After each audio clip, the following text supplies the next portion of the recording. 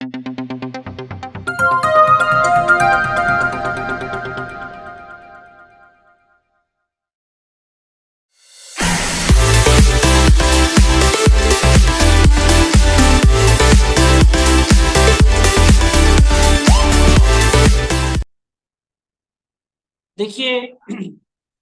आज आप सभी लोग जुड़े हुए हैं। आप सभी का जुड़ना हमारे लिए बड़ा ही सौभाग्य की बात है। हिंदी माता परिवार, वास्तव में हिंदी हमारी जननी है, हमारी मातृभूमि।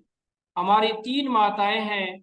एक तो हमारी जो माता हमें जन्म देती है, और दूसरा हमारी माता जो हमें पाल पोस करके बड़ा करती है, और जो धरती माता है जिस पर हम चलते हैं, पलते हैं, बड़े होते हैं और माँ की अंगुली पकड़ करके चलना सीखते हैं।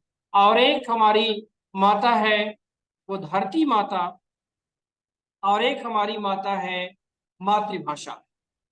हम सभी हिंदी भाषी प्रदेश के लोग अहिंदी भाषी प्रदेश के लोगों को मोटिवेट करें, उन्हें आगे बढ़ाएं।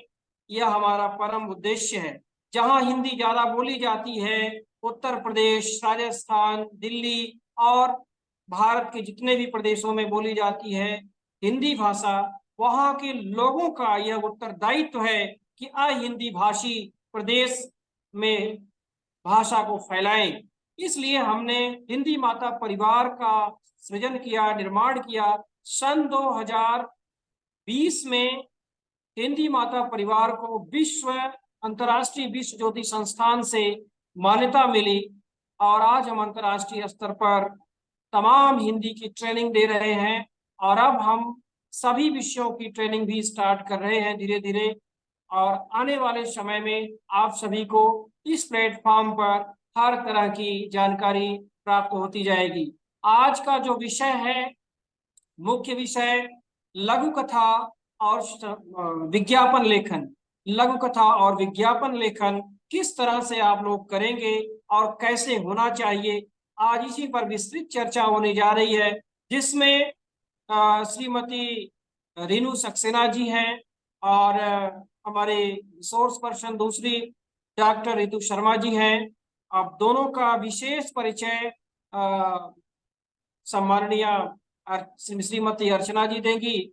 और बाकी जो है, यह कार्यक्रम बहुत ही बेहतरीन होने वाला है। आज का कार्यक्रम पर मैं आप सभी को साधुवाद देता हूँ। एक बार गायत्री मंत्र का पाठ से इस कार्यक्रम को शुरुआत करेंगे। सभी लोग हाथ जोड़ेंगे।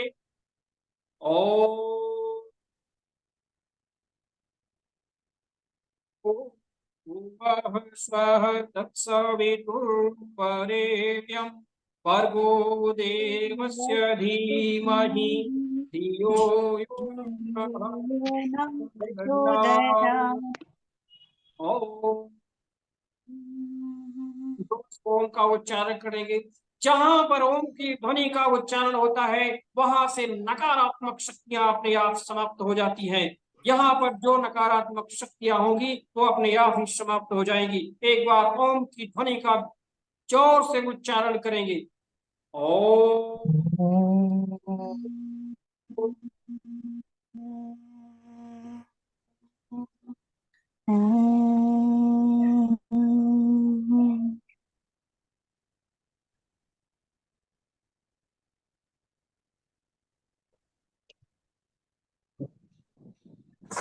अब इसी के साथ मैं आमंत्रित करता हूं आज के मॉडरेटर को कि वो आए और मंच पर कार्यक्रम का संचालन।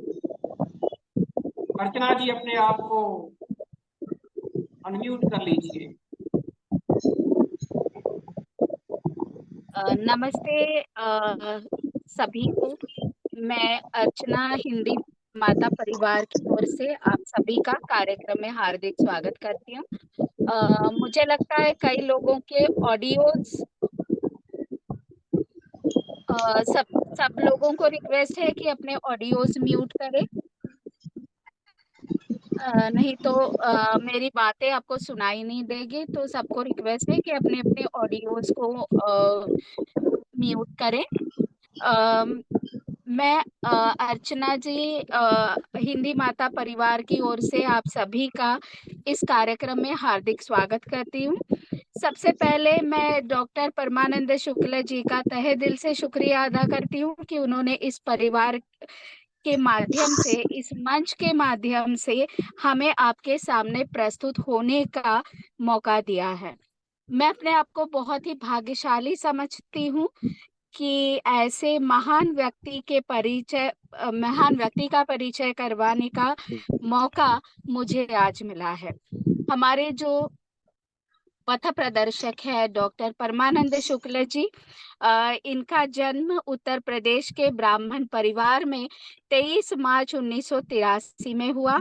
इन्होंने double BA, double MA, BEd करने के बाद वैदिक सिस्टम में रिसर्च करते हुए एमडी, डीएससी की पदवी हासिल की और उसके बाद भारत में एक नई पद्धति वैदिक हर्बल इलेक्ट्रो होम्योपैथी का विस्तार किया है। इन्होंने कोरोना काल में हजारों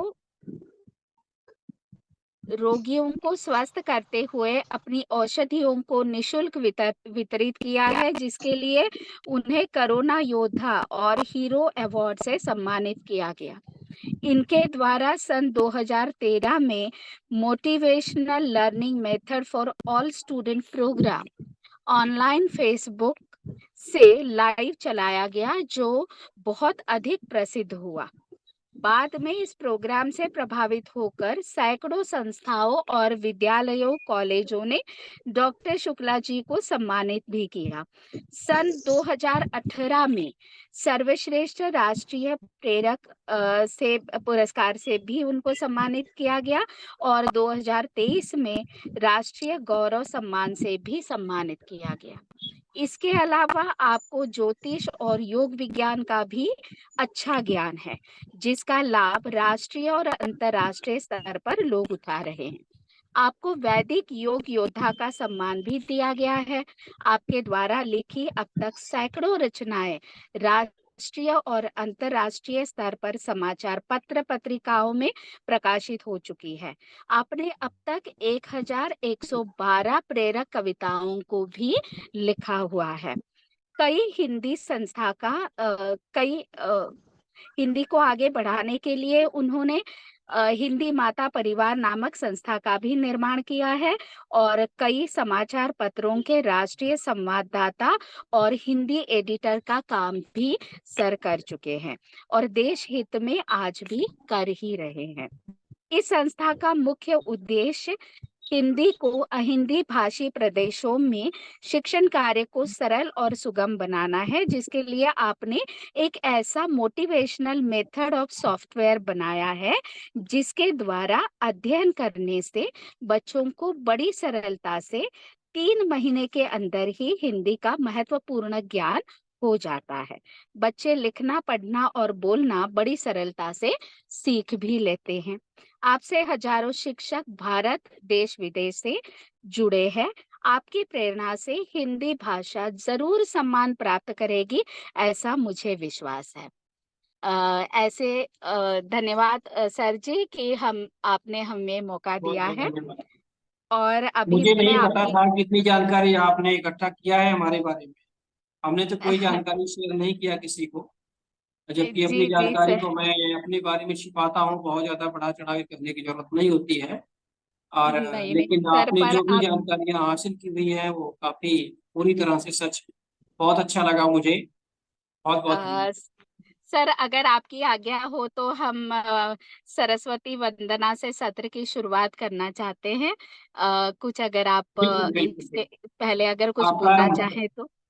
जी जी, जी सर। कार्यक्रम का। अ, हाँ जी।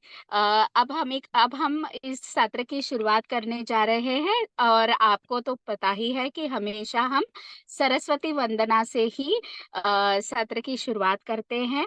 आज हमारे बीच सरस्वती वंदना गाने के लिए स्मृति ओझा जी आई है, बेंगलोर से जुड़ी हैं।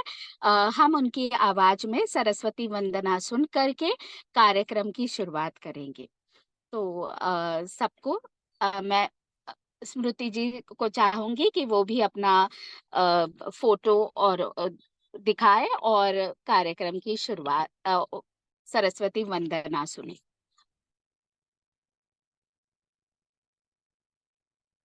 नमस्ते मैम। सबसे पहले सरस्वती के लिए वंदना के लिए अ, आपने बुलाया, थैंक यू। स्टार्ट करती हूँ। हे हंस वाहिनी ज्ञानदायनी अम्ब विमल मति दे। हे हंस वाहिनी ज्ञानदायनी अम्ब विमल मति दे। जग सिर मोर बनाए भारत वह बल विक्रम दे। अम्ब विमल मति दे। साहसशील हृदय में भर दे। जीवन त्याग तपोमय कर दे। साहसशील हृदय में भर दे। जीवन त्याग तपोमय कर दे। संयम सत्य स्नेह का वर दे। स्वाभिमान भर दे। हे हंस वाहिनी ज्ञानदायनी अम्ब विमल मति दे। लवकुश ध्रुव प्रहलाद बने हम मानवता का त्रास हरे हम।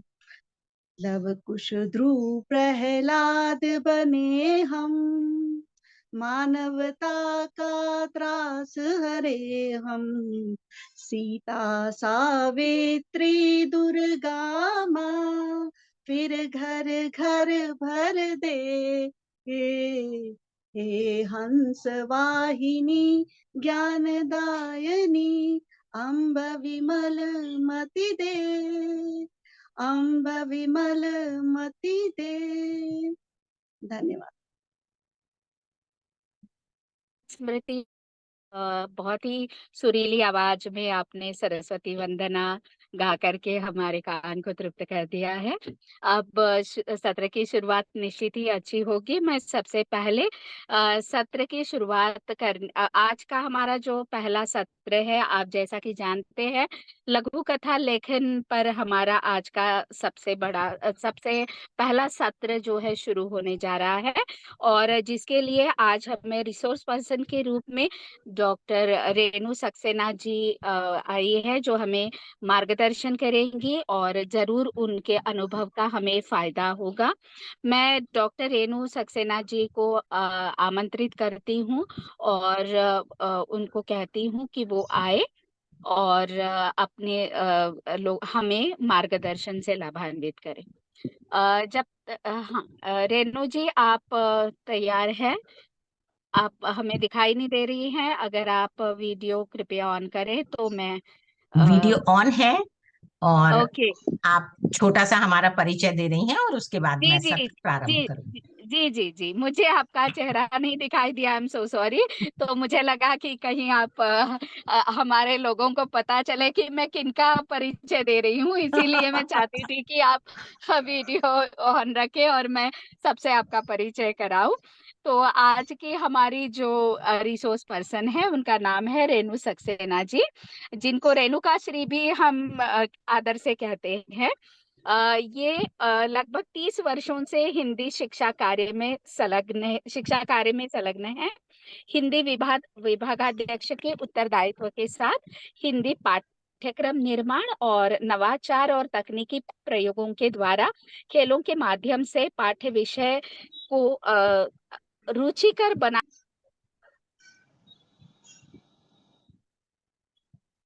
आप म्यूट हो गए हैं। 13 वर्षों। हाँ जी, 13 वर्षों से IBDP और 17 वर्षों से IGCSE बोर्ड की प्रशिक्षिका एवं परीक्षिका भी आप रह चुकी हैं, और इससे पूर्व CBSE में भी आप सेवारत थी। DY पाटिल इंटरनेशनल स्कूल में हिंदी विभागाध्यक्ष के पद पर आप कार्यरत रही है, और अब हिंदी के प्रचार प्रसार एवं राष्ट्रीय और अंतर्राष्ट्रीय मंचों से जुड़कर हिंदी सेवा कार्य कर रही हैं। आपने MA हिंदी एवं दर्शन शास्त्र दोनों में स्वर्ण पदक लेकर के पूरा किया है, और इसके अलावा आपने डिप्लोमा भी किया है early childhood care and development में। आपने जो शोध कार्य किया था, आपके शोध कार्य का विषय था 21वीं सदी की महिला साहित्यकारों के लेखन के विविध आयाम। इसके अलावा आपको संगीत प्रभाकर जो सितार वादन का एक पुरस्कार दिया जाता है, इलाहाबाद में जो प्रयाग संगीत समिति है उनसे विशेष सम्मानित आप हुई हैं।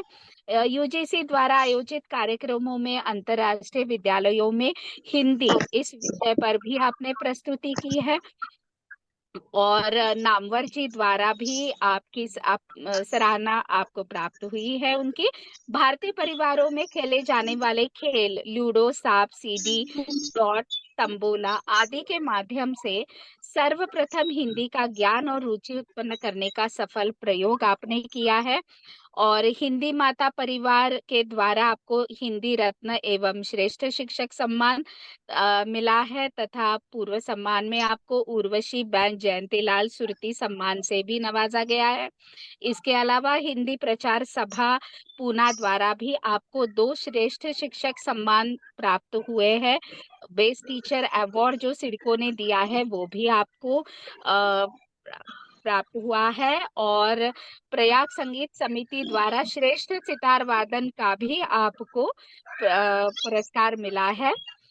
और शिक्षक का एक और नाम है दाता, ऐसा आपका कहना है, और आप अपने अनुभवों और ज्ञान को बांटना आपका परम लक्ष्य मानती है। और मैं बताना चाहूंगी कि इसके अलावा आकाशवाणी लखनऊ और बड़ोदरा की प्रतिष्ठित वार्ताकार आप रही हो, अस्मिता साहित्यिक मंच और साहित्य प्रवाह की कार्यकारी अध्यक्षा रही हो। लेखन में आपने काव्य, कहानी, लघु कथा, लेख, वार्ता, दोहे, संस्मरण आपके प्रकाशित हो चुके हैं। आपके साझा पुस्तकों में समकालीन काव्य हस्ताक्षर और पृथ्वी के शब्द तथा काव्य प्रवाह और कहानी काव्य संग्रह और जय घोष कहानी संग्रह भी प्रकाशित हो चुके हैं। समय समय पर विभिन्न समाचार पत्रों और पत्रिकाओं से संपादकीय काव्य कथा, कहानी, लेख आदि आप प्रकाशित करती रही है, और हमें बताने के लिए बहुत आनंद आ रहा है कि आपके काव्य संग्रह 3 के और लघु कथाओं का विस्तृत आकाश नाम का लघु कथा संग्रह भी प्रकाशनाधीन है। मैं चाहती हूँ कि ऐसी विदुषी महिला हम बहुत ही सुंदर आपने परिचय बताया, और आप सभी के बीच में मैं इंटरफेयर कर रहा हूँ। आप सभी के बीच में यह जानकर के बड़ी खुशी होगी, एक परिचय श्रीमती रेणु सक्सेना जी का बाकी रह गया है। वह यह है, जोरदार क्लैपिंग करेंगे इस परिचय के बाद, कि आपको हिंदी माता परिवार का महिला अध्यक्षा राष्ट्रीय स्तर पर बनाया गया है। आप सभी जोरदार क्लैपिंग करेंगे रेणु सक्सेना जी के लिए। जी बिल्कुल बहुत बिल्कुल। सुंदर। और अब मैं सीधे, चूंकि समय बहुत ज्यादा हो रहा है और कार्यक्रम का तुरंत प्रारंभ कर दिया जाए, सम्माननीय रेणु सक्सेना जी को मैं आमंत्रित करता हूं कि आप तुरंत जो है कार्यक्रम का प्रारंभ करें। बहुत बहुत धन्यवाद। रेणु जी, आप आपका सत्र शुरू कर सकती हैं। हम हमारे माइक और वीडियोस म्यूट कर रहे हैं। सभी से निवेदन है कि अपने अपने माइक और वीडियोस म्यूट रखें, माइक म्यूट रखें, और अगर आपको कुछ प्रश्न पूछना है तो आप चैट बॉक्स में पूछ सकते हैं, ताकि रेणु जी को कोई परेशानी ना हो। रेणु जी, आप अपना सत्र शुरू कर सकते हैं। धन्यवाद। सबसे पहले हमारी संस्था के संस्थापक परमानंद जी को मैं धन्यवाद देती हूँ मुझे ये मंच देने के लिए, और सभी अध्यापक मित्रों का अभिवादन करती हूँ, स्वागत करती हूँ। सर, मुझे अपनी बातें पीपीटी के थ्रू कहने के लिए आप मुझे होस्ट बना दें ताकि मैं पीपीटी हैंडल कर पाऊं और अपने अध्यापक मित्रों के साथ वो सारी जानकारी शेयर कर पाऊं।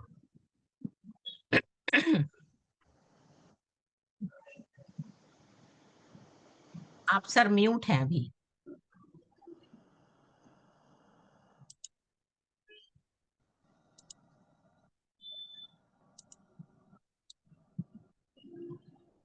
मैं शेयर कर सकती हूँ अब।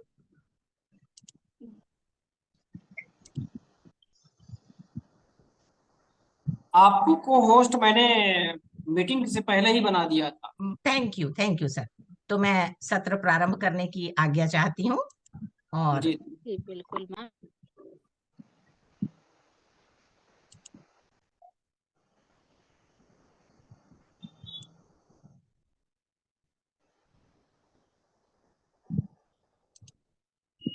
एक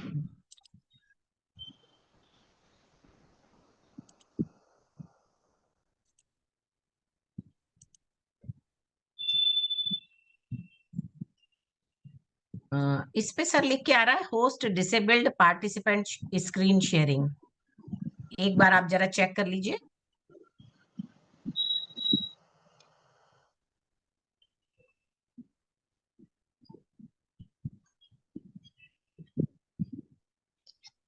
एक बार आप देख लीजिए ताकि मैं स्क्रीन शेयर कर पाऊं अपनी।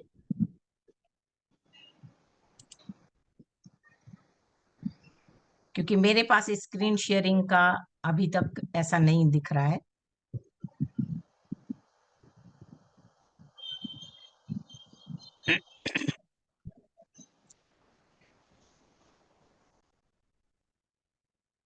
Hello.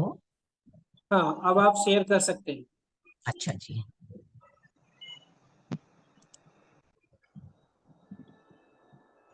Anil Kumar sir ji please आपका माइक म्यूट करेंगे।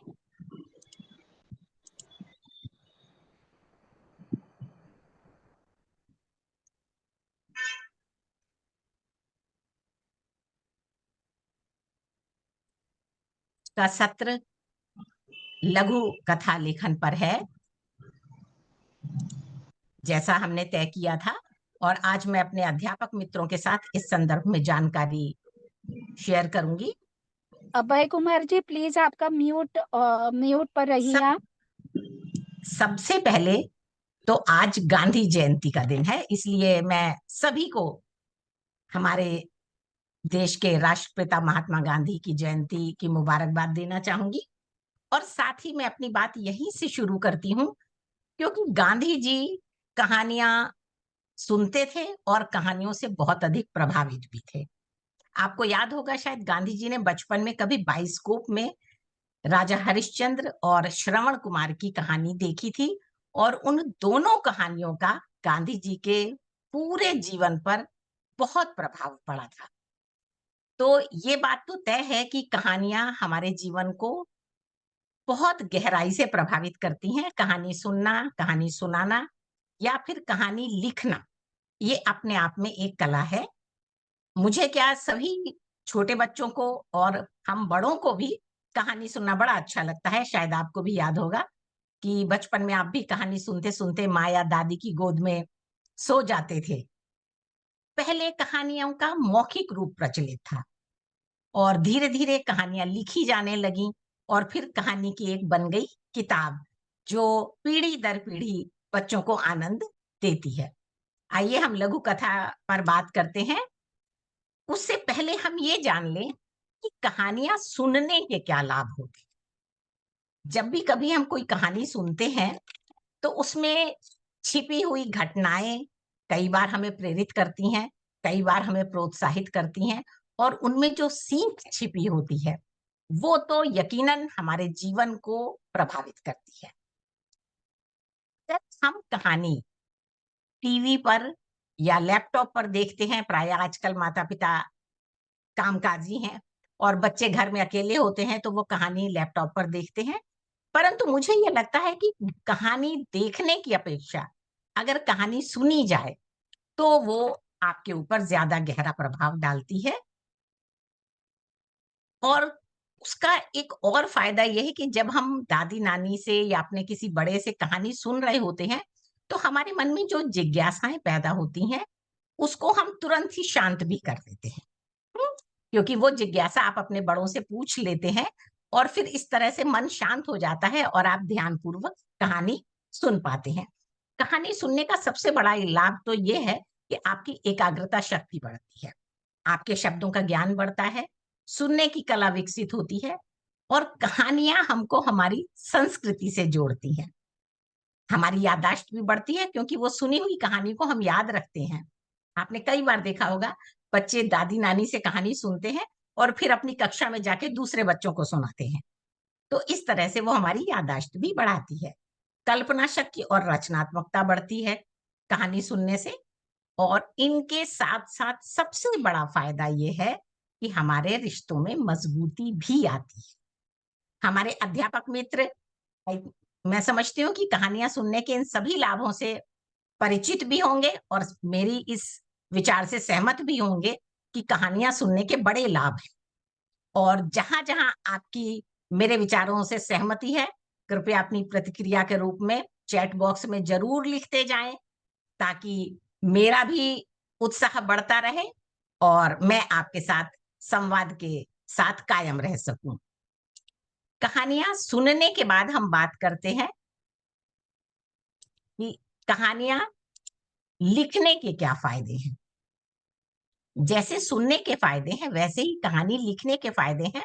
कहानी लिखने के फायदे के बारे में मैं इसलिए बात करना चाहती हूँ कि मेरे अध्यापक मित्र अगर इस बात को समझ पाएंगे तो वो यकीनन अपनी कक्षा में अपने बच्चों के साथ उनको भी कहानी लिखने के लिए प्रेरित कर सकेंगे।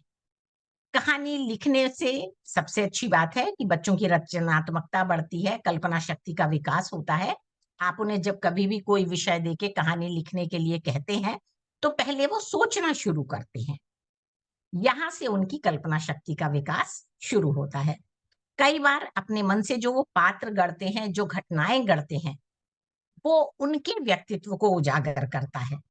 तो कहानी लिखने का जो हम उन्हें काम देते हैं उससे कई बार हम बच्चों के बारे में भी बहुत गहराई से जान पाते हैं। कहानी का एक और लिखने का फायदा है, कभी आप बहुत दुखी हो और आप अगर कहानी लिख रहे हैं तो आप देखेंगे एकाएक आपका तनाव खत्म हो जाता है। तो कहानी तनाव को दूर करने का भी एक बहुत अच्छा माध्यम है। कहानी लिखते समय हम अपनी संवेदनाओं को अभिव्यक्त करते हैं तो इस तरह से हम अपनी संवेदनाओं को बांटने में समर्थ हो जाते हैं। यकीन मानिए कहानी लेखन एक ऐसी क्षमता है या इसे कौशल कह लीजिए, एक स्किल है जो जीवन पर्यंत हमारे लिए लाभदायक साबित होती है। तो कहानी लिखना बच्चों को जरूर प्रेरित करिए इस दिशा में। बच्चों को सिर्फ इम्तिहान में नंबर पाने के लिए कहानी लिखना नहीं बल्कि एक आदत डलवाइए। कहानी लिखने से बच्चा अपने आप एक आनंद महसूस करेगा और मैं समझती हूँ ये विषय के प्रति रुचि बढ़ाने के लिए भी एक बहुत अच्छा तरीका है। हम बात करते हैं लघु कथा। लघु कथा का मतलब है कि छोटी कहानी। एक्चुअली अब हम ये मान के चलते हैं कि लघु कथा चूंकि हमारे सीबीएसई के कक्षा 9 और 10 के विद्यार्थियों के लिए उनके पाठ्यक्रम का विषय है, एक इकाई है, तो इसे अच्छी तरह से समझना बहुत जरूरी है। लघु कथा एक स्वतंत्र विधा है। कहानी और लघु कथा में बस इतना ही अंतर है जितना कहानी और उपन्यास में। कहानी उपन्यास की अपेक्षा छोटी होती है और लघु कथा कहानी की अपेक्षा छोटी होती है। इसीलिए मैंने लिख के ऐसे दिखाया है कि लघु मतलब छोटी, कथा कहानी और लेखन मतलब लिखना। इसमें क्या विशेषताएं हैं ये थोड़ी सी बातें जान लेते हैं ताकि जिस समय हम बच्चों से लघु कथा लिखवा रहे हैं उस समय से पूर्व यानी कहानी लघु कथा लिखने से पूर्व हमारे बच्चों को ये बातें पता होनी चाहिए। सबसे पहली बात है कि कहानी छोटी हो, आरंभ उसका जिज्ञासा पैदा करता हो, एक या दो से ज्यादा पात्र ना हो, क्योंकि लघु कथा में इससे ज्यादा पात्रों की आवश्यकता नहीं होती है। कहानी की विषय वस्तु बहुत ही स्वाभाविक हो, रोचक हो, व्यंग हो, ये एक बहुत अच्छी बात है।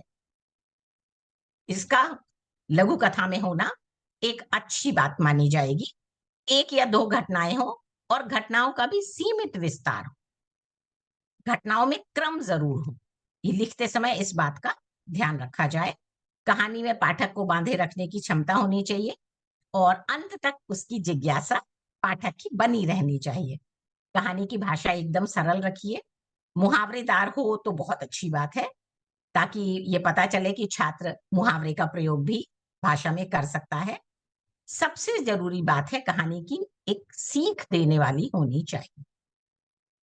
लघु कथा में जो उद्देश्य है उसका, वो है आपको किसी भी तरह से प्रेरित करना, मोटिवेट करना, आपको कुछ समझाना, सिखाना।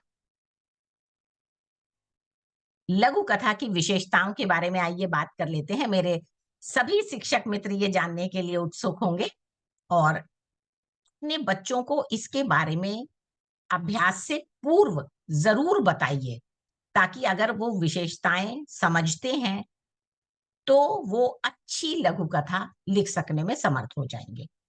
लघु कथा की विशेषताओं के रूप में सबसे पहली बात आती है कथानक की। लघु कथा का कथानक बहुत सूक्ष्म होता है।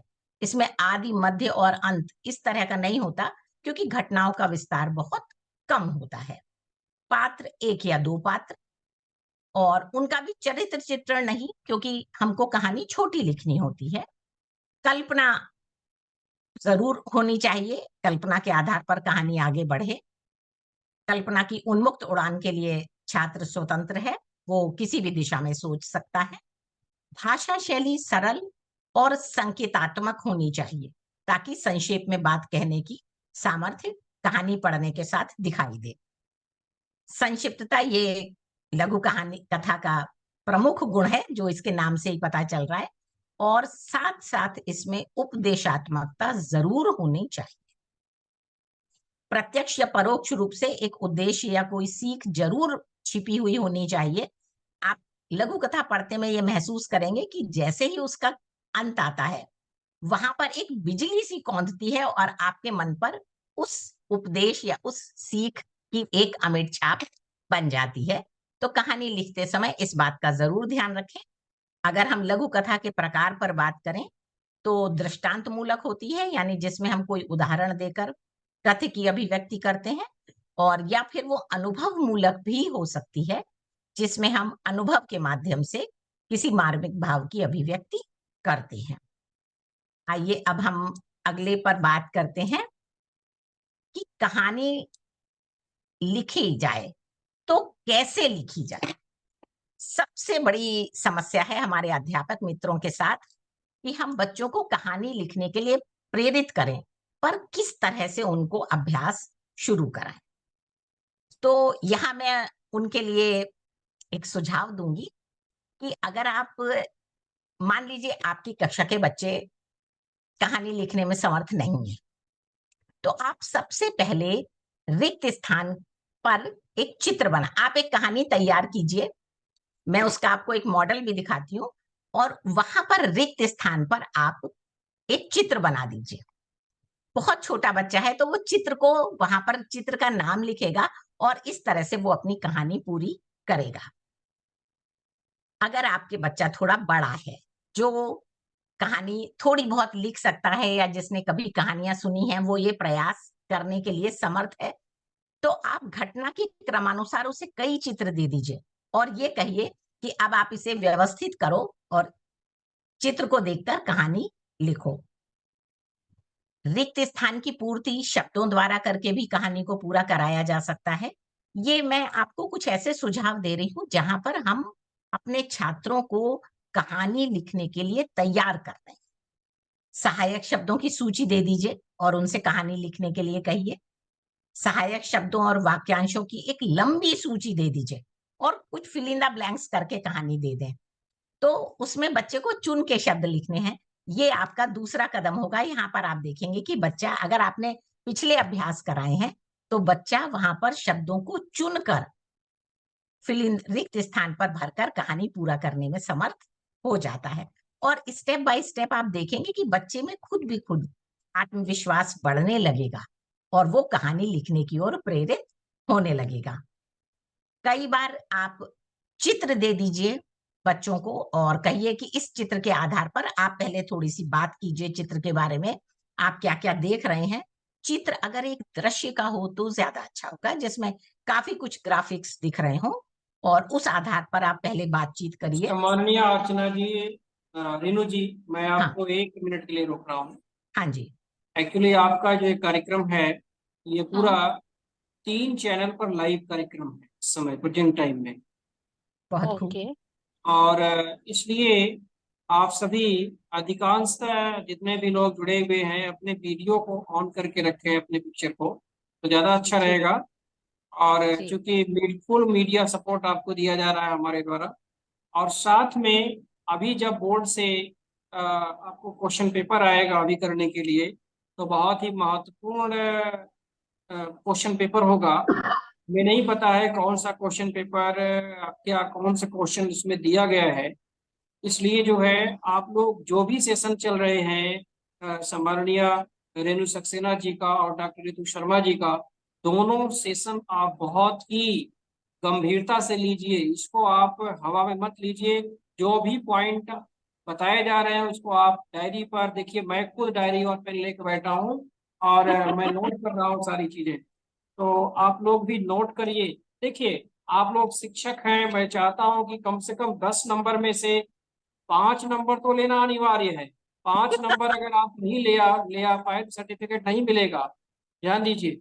और 5 नंबर अनिवार्य है।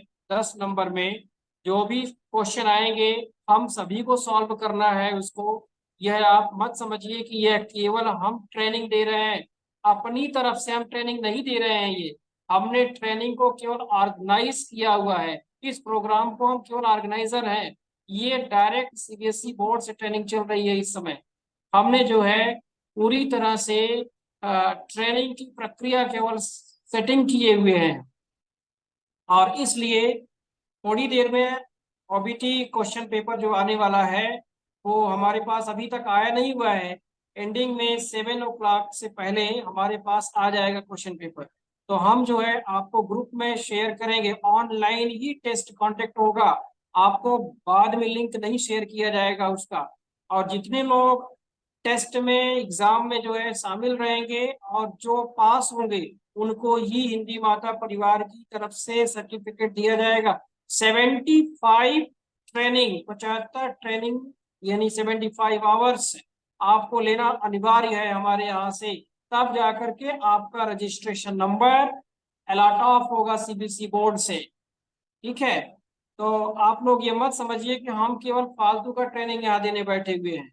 हम जो ट्रेनिंग दे रहे हैं वो पूर्व नियोजित, हम केवल ऑर्गेनाइजर हैं। तो आप लोग ध्यान पूर्वक जो है ट्रेनिंग को लीजिए, सीखिए और लोगों को सिखाइए, और आप अपना एग्जाम भी यहाँ देंगे। आज देखिए, पिछली बार हमारी संख्या जो है 150 के पार थी, लेकिन आज हमारे पास अभी तक 39 है। इसका कारण ये है कि शिक्षक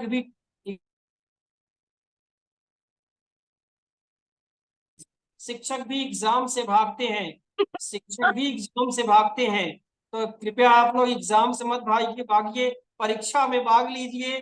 और अगर आप भाग जाएंगे तो फिर तो विद्यार्थी कैसे पास होगा। ये जितने भी 39 आज जुड़े हुए हमारे साथ हमको लेकर के, मैं चैलेंज के साथ कह रहा हूं, जितने भी शिक्षक आज जुड़े हुए हैं चैलेंज के साथ कह रहा हूं, आपके पढ़ाए हुए बच्चे 100 मार्क्स जरूर लाए होंगे। 98, 99 और 100 मार्क्स जरूर लाए होंगे, तभी आप 39 आज हमारे साथ जुड़े हुए हैं। आप असली हीरो हैं, ठीक है। तो आप अपने आप को मजबूती प्रदान करते हुए आगे बढ़िए। देखिए, सबके अंगूठे आने लगे, इसका मतलब कि 100 मार्क्स आए हुए हैं। हमने जो है जो कहा वो सच कहा, क्योंकि मैं सच ही कहता हूँ, झूठ तो बोलता नहीं। तो इसलिए जो है धन्यवाद, बहुत बहुत धन्यवाद। आगे श्रीमती रेणु सक्सेना जी को मैं एक बार पुनः आमंत्रित करता हूँ, आप आइए और सभी लोग कार्यक्रम को आगे बढ़ाने में हमारा सहयोग करिए और डायरी और पेन रखिए। देखिए, परीक्षा हम भी देंगे, ये मत सोचिए कि हम ऑर्गेनाइजर हैं, हम संचालक हैं, तो हम लीडर हैं तो हम परीक्षा नहीं देंगे। We will give the exam, हम खुद एग्जाम देंगे, देखते हैं हमारा कितना मार्क्स आता है। देखिए, हमारा ये टारगेट है। देखिए, जितने भी आज हमारे पास दोनों ट्रेनर्स हैं, इन दोनों ट्रेनर्स का मुख्य टारगेट है यह होना चाहिए कि जितने आज विद्यार्थी शिक्षक जुड़े हुए हैं सभी का फुल मार्क्स आए। बिल्कुल। ठीक है, जब आप अच्छी से ट्रेनिंग देंगे, हम अच्छे से ट्रेनिंग लेंगे, तब हम बच्चों को पढ़ा सकते हैं, तब हम बच्चों को सिखा सकते हैं। और सीबीएसई का ये टारगेट नहीं है कि सर्टिफिकेट बांटना। सीबीएसई जो ट्रेनिंग दे रही है या अलग अलग ऑर्गेनाइजेशन को दे करके संस्थाओं से ट्रेनिंग करवा रही है, उसका मुख्य उद्देश्य सीबीएसई हो या आईजीसीएसई हो, इंटरनेशनल लेवल पर सबका एक ही उद्देश्य है कि शिक्षक को कितना आता है, शिक्षक कितना अपने बच्चों को बता सकते हैं, वो ट्रेनिंग लेकर के आगे कैसे जाएंगे। सर्टिफिकेट तो हमारे हाथ में, हम सर्टिफिकेट दे सकते हैं, बट हम सर्टिफिकेट उसी को देंगे जो सर्टिफिकेट के लायक होगा, काबिल होगा। ठीक है, हमारी बात अगर किसी को कड़वी लग रही है तो क्षमा प्रार्थी है, आप प्लेटफॉर्म छोड़ सकते हैं। धन्यवाद। धन्यवाद सर। मुझे पूरी उम्मीद है कि मेरे सभी शिक्षक मित्र जो हैं वो पूरी तन्मयता के साथ मेरे बताए हुए सुझावों को समझ रहे हैं और अपनाएंगे भी। और अभी जो कुछ भी समझाया जा रहा है लघु कथा लेखन के संदर्भ में, वो वे पहले खुद समझ रहे हैं। देखिए, पहले आप समझ रहे हैं तभी आप अपने छात्रों तक पहुंचा सकते हैं। और चिंता मत कीजिए मेरे मित्रों, मैं आपके साथ हूं। आप सबको 100 नंबर दिलवाना मेरी जिम्मेदारी है और उसके बाद अपने बच्चों को 100 नंबर दिलवाना आपकी जिम्मेदारी होगी। आइए हम वापस अपने विषय पर आते हैं। लघु कथा लिखने के लिए कई बार आप बच्चों को उनके अनुभवों के आधार पर भी प्रेरित कर सकते हैं लघु कथा लिखने के लिए। जैसे मान लीजिए अभी हाल में ही उन्होंने दीपावली, दशहरा या कोई बड़ा त्योहार मनाया, उसमें कैसे उन्होंने किसी की सहायता करी, कैसे उन्होंने आपसी सहयोग किया, कोई एक उदाहरण कायम किया, उस संदर्भ में भी आप बात करके कहानी लिखने को बच्चे को प्रेरित कर सकते हैं। कभी कभी बच्चे को स्टार्टिंग की कुछ लाइनें दे दीजिए, शुरुआती लाइनें दे दीजिए और उसके बाद कहिए कि अब इसको तुमको पूरा करना है। मैंने आपको एक सबसे अच्छा तरीका बताया था कि रिक्त स्थान पर चित्र बनाकर, अगर जैसे हमारे यहाँ मैंने अपनी कक्षा में ये प्रयोग किया कि जिन बच्चों को हिंदी बिल्कुल नहीं आती थी उनको भी आज मैंने कहानी लिखने लायक तैयार कर लिया है। और मैंने उनको एक ये इस तरह के चित्र दिए पहले, बिल्कुल जिनको हिंदी आती ही नहीं थी, और इस चित्र को भर के सिर्फ उनको यहाँ पर उसके नाम लिखने थे। बहुत छोटे, मतलब मैं ये तो नहीं कहूंगी कि बहुत छोटे बच्चे थे, लेकिन हिंदी लिखनी आती नहीं थी। और इसको देने के बाद धीरे धीरे हम फिर उनको इतना तैयार कर पाए कि हम उनको शुरुआती कुछ लाइनें देने लगे एक कहानी के लिए। स्टार्ट करके मैं उन्हें दिया करती थी और कागज पर ये कहती थी कि अब इस कहानी को तुम पूरी करो। इस तरह से आप बच्चे को कहानी लिखने के लिए प्रेरित कर सकते हैं। जैसे इस वाले उदाहरण में देखिए, मैंने उसे लिख के दिया कि मेले में चारों तरफ बहुत भीड़ थी, दुकानें सजी हुई थी, खाने पीने की दुकानों पर कुछ ज्यादा ही भीड़ थी, लोग इधर उधर आ जा रहे थे। तभी लाउड स्पीकर पर जोर से आवाज सुनाई पड़ी। देखिए, अब इस तरह का जब हम शुरुआती पंक्तियां दे रहे हैं तो इनको पढ़ने के साथ ही दिमाग में एक दृश्य बनने लगता है कि अच्छा क्या हो रहा होगा। जैसे मेले में बहुत भीड़ थी, खाने पीने की दुकानें सजी थी, दुकानों पर कुछ दुकानों पर बहुत भीड़ थी, लोग इधर उधर आ जा रहे थे। तभी लाउड स्पीकर पर जोर से आवाज सुनाई पड़ी। हरी कमीज पहने 5-6 वर्ष का एक लड़का, जो अपनी मम्मी पापा का नाम मोहिनी और मोहित जायसवाल बता रहा है, अपने माता पिता से अलग हो गया है। माता पिता शीघ्र मेले के प्रवेश द्वार पर बने स्वागत कक्ष में पहुंचकर, और यहाँ पर हमने छोड़ दिया। अब आप इसको जब बच्चे को लिखने के लिए देंगे तो उसकी कल्पना में वो अपने आप इस बात को समझेगा कि पक्का वो बच्चा अपने माता पिता से अलग हो गया और वो खो गया। मैं इस कहानी को कैसे पूरा करूं, उसने कैसे ढूंढा होगा, माता पिता कितने परेशान हुए होंगे, बच्चा रोया होगा, फिर अंत में उसके माता पिता उसे मिल गए। और इस कहानी के माध्यम से उसे ये सीख भी मिलेगी कि मम्मी ने मेले में जाते समय पहले ही कहा था कि पूरे समय मेरा हाथ पकड़ के रखना, क्योंकि मेले में भीड़ बहुत ज्यादा होती है। तो यानी सीख मिल गई कि हमें माता पिता की आज्ञा को मानना चाहिए। मैं समझती हूँ कि मेरे अध्यापक मित्र इस बात को अच्छी तरह से समझ पा रहे होंगे कि लघु कथा लिखने के लिए बच्चों को कैसे प्रेरित करें और किस तरह से उनसे लघु कथा पूरी करवाएं। अंक विभाजन की बात भी हम यहाँ पर कर लेते हैं, क्योंकि परीक्षा की दृष्टि से देखें तो हमें ये बात पता होनी चाहिए कि औपचारिकताओं के लिए हम 1 अंक निर्धारित होता है, विषय वस्तु के लिए 2 अंक, भाषा के लिए 1 अंक और प्रस्तुति के लिए 1 अंक, यानी कि कुल 5 अंकों का ये प्रश्न पूछा जाता है, जिसे पूरा करना हमारे छात्रों के लिए जरूरी होता है। इसलिए आप भरपूर प्रयास कराएं।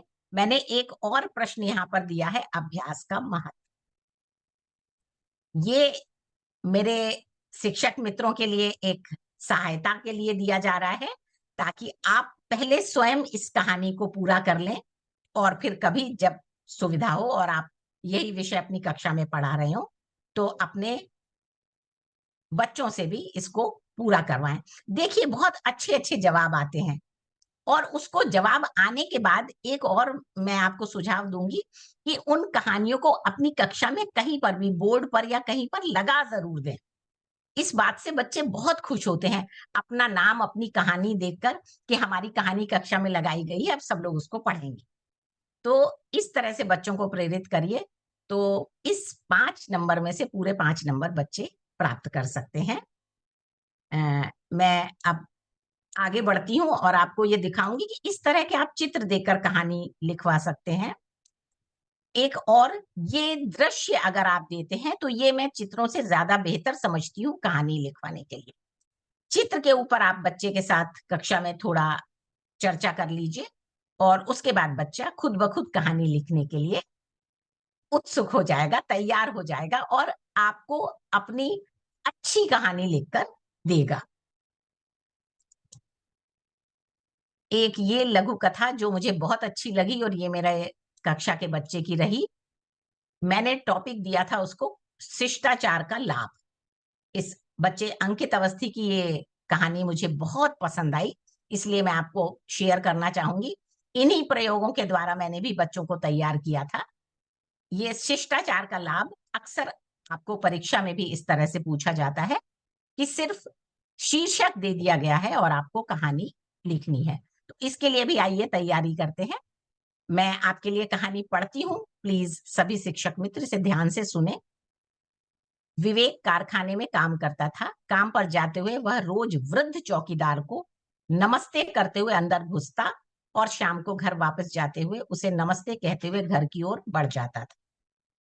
एक दिन कारखाने में काम करते हुए लगभग 7 बजे तक जब विवेक बाहर नहीं आया तो चौकीदार को चिंता हुई। उसने अंदर जाकर देखा तो गलती से विवेक कारखाने के फ्रीजर वाले कमरे में बंद हो गया था। चौकीदार ने तुरंत चाबियां लाकर कमरे को खोला और विवेक को बाहर निकाल लिया।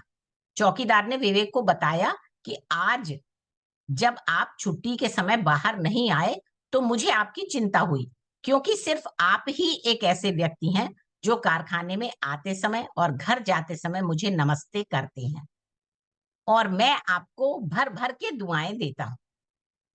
देखिए कितनी अच्छी कहानी लिखी है बच्चे ने, और इस कहानी से हमें सीख मिल रही है कि हमें सदैव बड़ों का आदर करना चाहिए और उनके साथ शिष्ट व्यवहार करना चाहिए, चाहे वे किसी भी पद पर हों। पद छोटा या बड़ा होने से हम उम्र के फासले को कभी भी नहीं मिटा सकते। बहुत ही अच्छी कहानी लिखी थी, शिष्टाचार का लाभ, इस शीर्षक के तहत। अब हम आपके सामने एक ऐसी प्रस्तुति रख रहे हैं जहां पर मेरे सभी शिक्षक मित्र, मैं चाहूंगी इसको ध्यान से पढ़ें और बताएं कि कौन सी प्रस्तुति प्रभावकारी है। पहली प्रस्तुति में देखिए बच्चे ने लिखा, हाथी और बंदर नदी की ओर दौड़े, परंतु नदी गहरी और पानी अधिक होने के कारण बंदर डरने लगा। उसने हाथी से कहा, नदी गहरी है, मैं तैरकर नदी के उस पार नहीं जा सकता। तब हाथी ने बंदर से कहा, तुम मेरी पीठ पर बैठ जाओ, क्योंकि मैं ताकतवर हूं और गहरे पानी में तैर सकता हूं। ये भी कहानी बच्चे के द्वारा ही लिखी गई थी। यहाँ मैं आपको ये दिखाना चाहती हूँ कि आप अच्छी लघु कथा लिखने के लिए भाषाई दृष्टि से भी तो बच्चों को किस तरह से प्रेरित करें। दूसरी वाली को भी मैं पढ़ती हूँ और आप स्वयं इस बात का फैसला कर पाएंगे कि कौन सी कहानी ज्यादा अच्छी तरह से अभिव्यक्त की गई है, लिखी गई है। यह सुनते ही हाथी और बंदर नदी की तरफ दौड़ पड़े, पर नदी बहुत गहरी थी। उसमें इतना ढेर सारा पानी था कि बंदर को तो डर ही लगने लगा। उसने हाथी से कहा, हाथी हाथी, मुझे डर लग रहा है, इतने गहरे पानी को तो मैं पार कैसे कर पाऊंगा। हाथी बड़ा था और ताकतवर भी। उसे बिल्कुल भी डर नहीं लग रहा था। उसने बंदर से कहा, अरे दोस्त, तुम डरो मत, बस तुम मेरी पीठ पर चढ़ जाओ, मैं बड़े ही आराम से नदी पार कर लूंगा और तुम्हें भी करा दूंगा। देखिए, एक ये प्रस्तुति है। यहाँ पर उसने छोटे छोटे संवाद भी दिए और कैसे हाथी ने उसको जवाब दिया, इस बार को भी बहुत ही बिल्कुल सरल ढंग से अभिव्यक्त किया है।